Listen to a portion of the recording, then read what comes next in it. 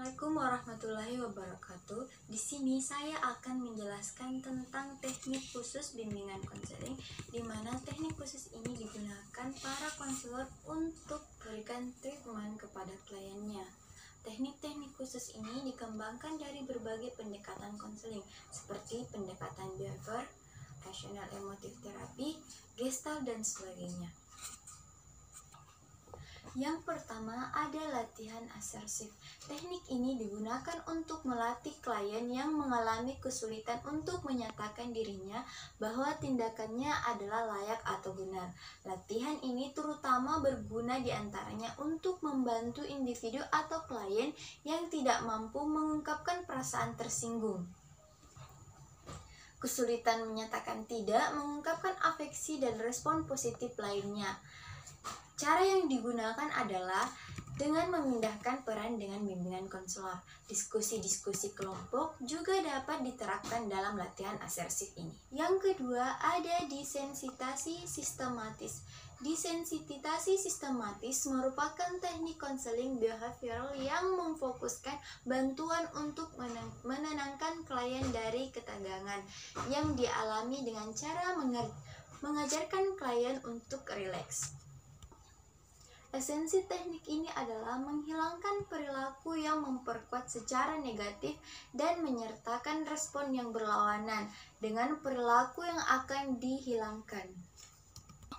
Dengan pengkondisian klasik, respon-respon yang tidak dikehendaki dapat dihilangkan secara bertahap.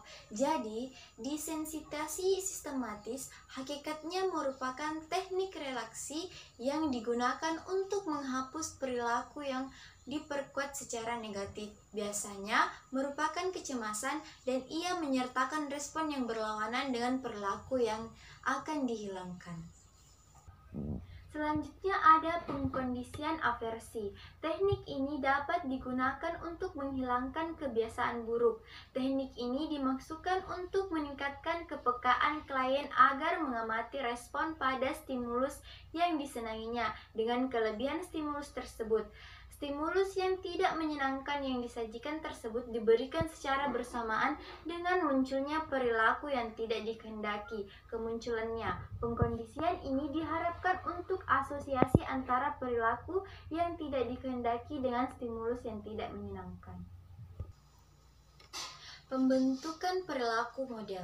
Selanjutnya ada pembentukan perilaku model.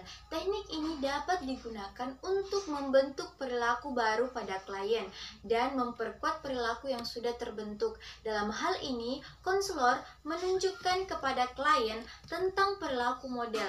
Dapat menggunakan model audio, model fisik, model hidup, atau lainnya yang teramati dan dipahami jenis perilaku yang hendak dicontoh. Perilaku yang berhasil dicontoh memperoleh ganjaran dari konselor. Ganjaran dapat berupa pujian sebagai ganjaran sosial. Selanjutnya ada permainan dialog. Teknik ini digunakan dengan cara klien dikondisikan untuk mendialogkan dua kecenderungan yang saling bertentangan, yaitu kecenderungan top dialog dan kecenderungan under dialog. Misalnya, kecenderungan orang tua lawan kecenderungan anak. Kecenderungan otonom lawan kecenderungan tergantung, kecenderungan kuat atau tegar lawan kecenderungan lemah. Memulai dialog yang kontradiktif ini, menurut pandangan Gestalt, pada akhirnya klien akan mengarahkan dirinya pada suatu posisi di mana ia berani mengambil resiko. Penerapan permainan dialog ini dapat dilaksanakan dengan menggunakan teknik kursi kosong. Selanjutnya ada latihan saya bertanggung jawab. Merupakan teknik yang dimasukkan dalam membantu klien agar mengakui dan menerima perasaan-perasaannya daripada memproyeksikan perasaan itu kepada orang lain. Dalam teknik ini, konselor meminta klien untuk membuat suatu pernyataan dan kemudian klien menambahkan dalam pertanyaan itu dengan kalimat, "Dan saya bertanggung jawab atas hal itu." Contohnya, saya merasa jenuh dan saya bertanggung jawab atas kejenuhan itu. Contoh lainnya lagi yaitu saya tidak tahu apa yang harus saya katakan sekarang dan saya bertanggung jawab atas ketidaktahuan itu. Saya malas dan saya bertanggung jawab atas kemalasan itu. Meskipun tampaknya mekanis, tetapi menurut Gestalt akan membantu meningkatkan kesadaran klien akan perasaan-perasaan yang mungkin selama ini diingkarinya.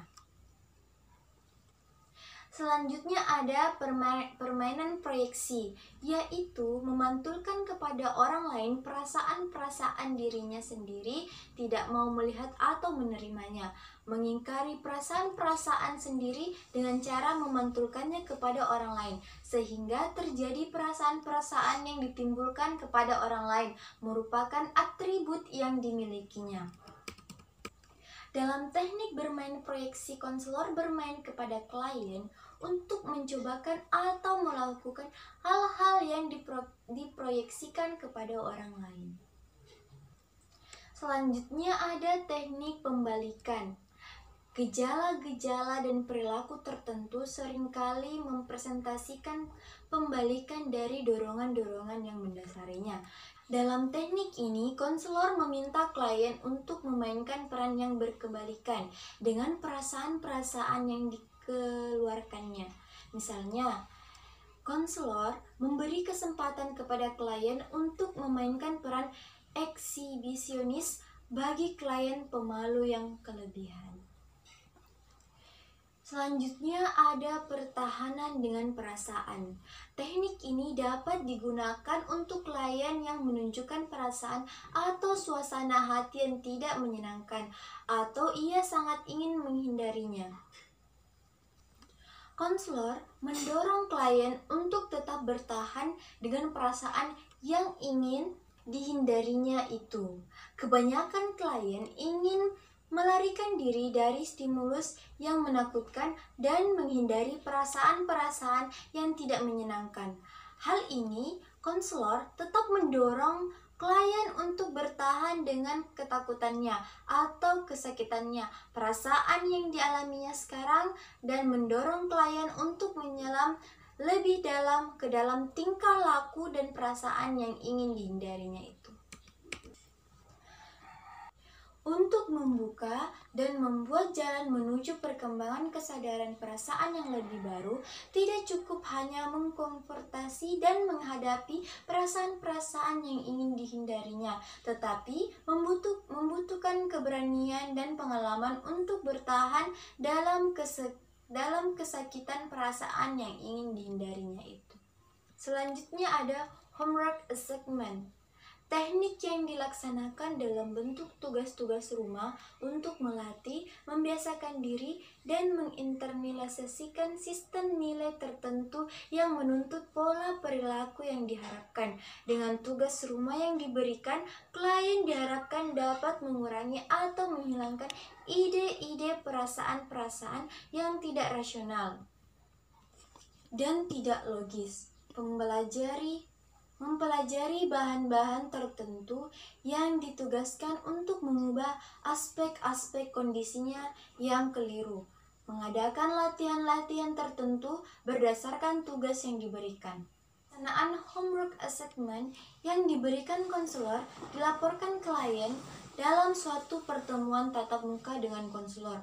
Teknik ini dimaksudkan untuk membina dan menghubungkan sikap-sikap tanggung jawab, kepercayaan pada diri sendiri, serta kemampuan untuk mengarahkan diri. Pengelolaan diri klien mengurangi ketergantungannya kepada konselor. Selanjutnya ada teknik adaptif. Teknik yang digunakan untuk melatih, mendorong, dan membiasakan klien untuk secara terus-menerus menyesuaikan dirinya dengan perilaku yang diinginkan.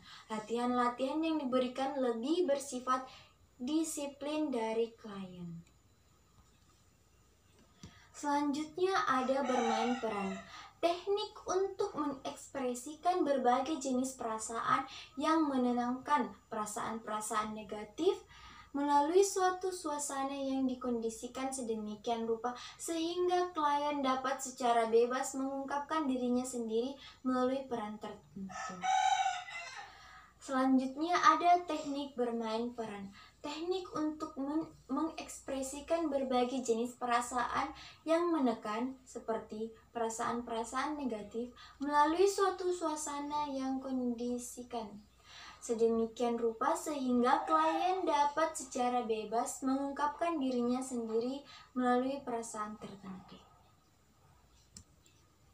Dan yang terakhir ada imitasi, teknik untuk menirukan secara terus-menerus suatu model perilaku tertentu dengan maksud menghadapi dan menghilangkan perilakunya sendiri yang negatif.